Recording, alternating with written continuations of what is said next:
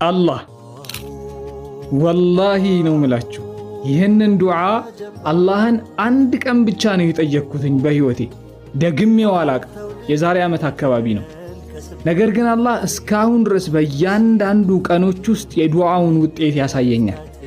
ዱዓውን ከመጀመራችን በፊት ግን የምትወዷቸው ሰዎች ጋር በደንብ እንዲደርስ ቪዲዮውን ሼር አድርጓቸው። ላይክም እያረጋችሁ ጀምሮ አሁኑኑ ላይክ አድርጉ።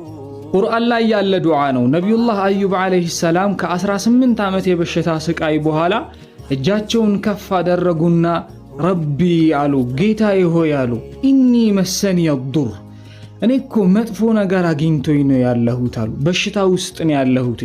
ታዲያ አንሳልኝ አድነኝ ምናምንም አይደለም የምለው። ወአንተ አርሐሙ ራሒሚን አሉ።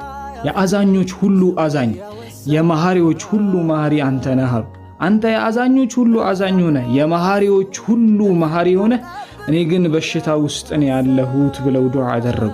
አላህም ምን አለ? ፈስተጀብና አለ፣ ዱዓውን ተቀበልነው አለ አላህ። ለሱ ብቻ አይደለም ለቤተሰቦቹ ብቻማ አይደለም፣ ከሱ በኋላ ለሚመጡት ሰዎች እሱን መሰል ለሆኑ ሰዎች በዚህ ዱዓ ጭንቀታቸውን እናነሳላቸዋለን አለ አላህ ሱብሓነሁ ወተዓላ። ወላሂ ነው ምላችሁ ይህንን ዱዓ አንድ ቀን ብቻ ከልባችሁ አላህን ጠይቁት ለእስቲጃባው